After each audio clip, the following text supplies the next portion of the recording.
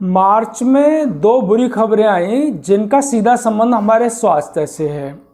खबरें आप तक पहुंच चुकी होंगी, लेकिन इनका ठीक से विश्लेषण करना और इन्हें ठीक से समझना बहुत ज़रूरी है, क्योंकि ये हमारे स्वास्थ्य को बहुत ज़्यादा प्रभावित करने वाली हैं। तो पहली खबर ये है कि 7 मार्च को दिल्ली की क्राइम ब्रांच ने 10 लोगों को अरेस्ट किया और उनसे करोड़ों की नकदी बरामद हुई और भारी मात्रा में बड़े बड़े ब्रांड की नकली दवाएं बरामद हुई। दूसरी खबर इलेक्टोरल बॉन्ड से जुड़ी हुई है। फार्मा इंडस्ट्री आम जनता के सामने 3 तरह की समस्याएं खड़ी करती हैं। पहली यह है कि भारी मात्रा में नकली दवाएं भारत में बनाई जाती हैं। USTR नाम की एक संस्था है, यूनाइटेड स्टेट ट्रेड रिप्रेजेंटेटिव, उसका मानना यह है कि भारत में 20% नकली दवाओं का कारोबार है। भारत नकली दवाएं बनाने के मामले में पहले स्थान पर है और कोई भी सरकार नकली दवाओं के कारोबार पर लगाम लगाने में सक्षम नहीं हो पाई है। तो न जाने कितने लोग नकली दवाओं की वजह से अपनी जान गंवा बैठते हैं और कितने लोग हैं उनका स्वास्थ्य प्रभावित होता है।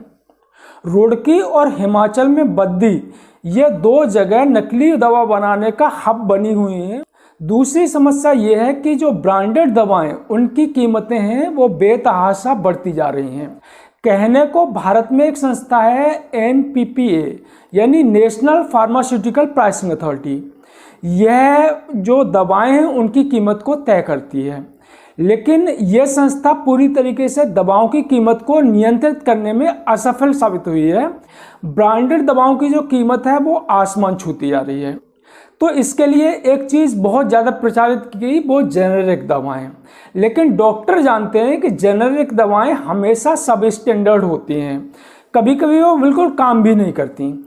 तो आम जनता के सामने फार्मा इंडस्ट्री की तरफ से जो तीसरी मुसीबत है वो है उनका सब स्टैंडर्ड होना। 26 मार्च को BBC पर एक रिपोर्ट प्रकाशित हुई है।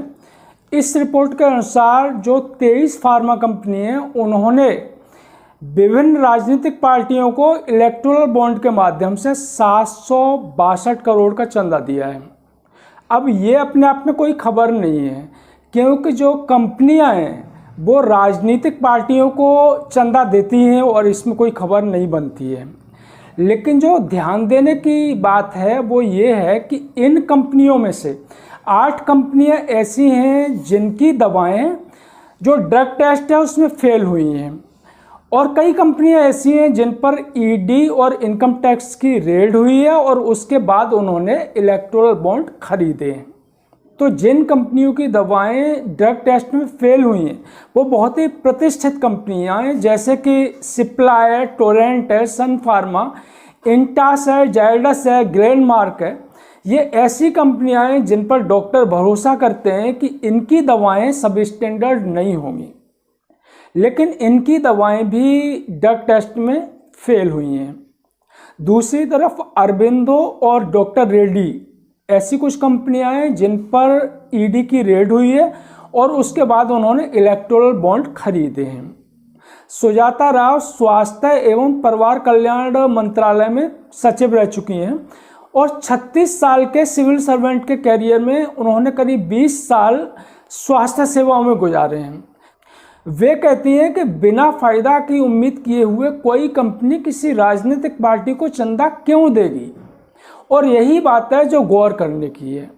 अब यह जांच का विषय है कि जो 23 फार्मा कंपनियां हैं जिन्होंने सरकार को चंदा दिया है और उनमें से कुछ कंपनियों की दवाएं हैं वो ड्रग टेस्ट में फेल पाई गई हैं, या कुछ कंपनियों पर ED की रेड हुई है और उसके बाद उन्होंने इलेक्टोरल बॉन्ड खरीदे हैं। यह जांच का विषय है कि सरकार ने इन कंपनियों के विरुद्ध चार्जशीट फाइल की या नहीं की, इनके विरुद्ध क्या कार्रवाई हुई। अगर इतनी प्रतिष्ठित कंपनियों की दवाएं सब स्टैंडर्ड पाई गई हैं और वो इलेक्टोरल बॉन्ड खरीदने के बाद निकल जाती हैं, उनके खिलाफ कोई कार्रवाई नहीं होती है, तो फिर इस देश का स्वास्थ्य का भगवान ही मालिक है। आम जनता हर तरह से मुसीबत में है।